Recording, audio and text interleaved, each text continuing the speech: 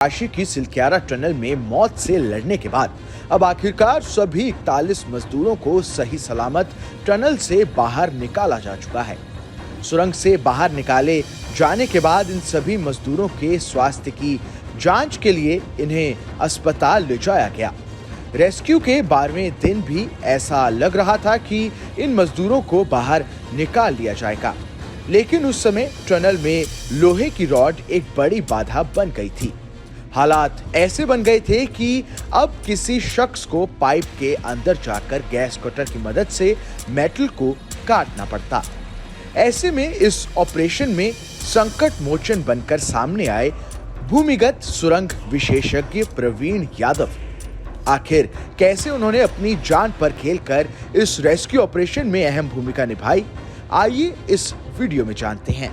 The Indian express से बात करते हुए ट्रेंचलर इंजीनियरिंग के भूमिगत सुरंग विशेषज्ञ प्रवीण यादव ने पाइप के अंदर की पूरी कहानी बताई। प्रवीण ने उस दिन को याद किया जब एनडीआरएफ की टीम सहित कई लोगों ने अंदर जाने की कोशिश की, लेकिन ब्लोअर और पर्याप्त ऑक्सीजन आपूर्ति के अभाव में वे असफल रहे। यादव बताते हैं कि जब कुछ और काम नहीं आया तो मैं सहायक और साथी बलविंदर यादव के साथ अंदर जाने के लिए तैयार हो गया, लेकिन मेरे बॉस ने मुझे एनडीआरएफ कर्मियों की कोशिशों का इंतजार करने के लिए कहा, लेकिन वे जवान आकार में बड़े थे और पाइप बहुत छोटे थे।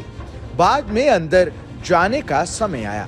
मैंने गैस कटर और 2 पानी की बोतल ली और अपने घुटनों और कोहनियों को उपयोग करके पाइप के जरिए रेंगता हुआ चला गया।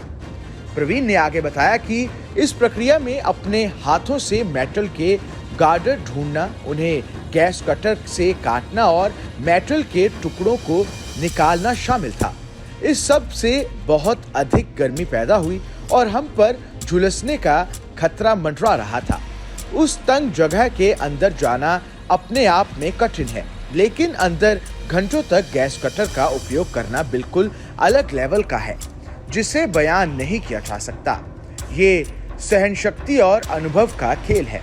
यादव याद करते हुए बताते हैं कि गैस कटर का उपयोग करते समय चिंगारी उनके चेहरे और शरीर पर लग रही थी, लेकिन उनके पास एक सुरक्षा जैकेट, दस्ताने, चश्मा और एक हेलमेट था। उन्होंने कहा, इसके अलावा यदि आप अनुभवी हैं तो आप जानते हैं कि किस कोण पर मेटल को काटना है ताकि खतरा कम से कम हो। ड्रिलिंग में ज्यादा बाधाएं आने के कारण वे दिन में 2-3 बार अंदर जा रहे थे। यादव बताते हैं कि जिन दिनों मैं रेस्क्यू में बाधा बन रहे मेटल की रुकावटों को काट रहा था और उनके टुकड़ों को ठंडा होने के बाद हटा रहा था, मैं जब भी बाहर निकलता पसीने से पूरी तरह लथपथ होता।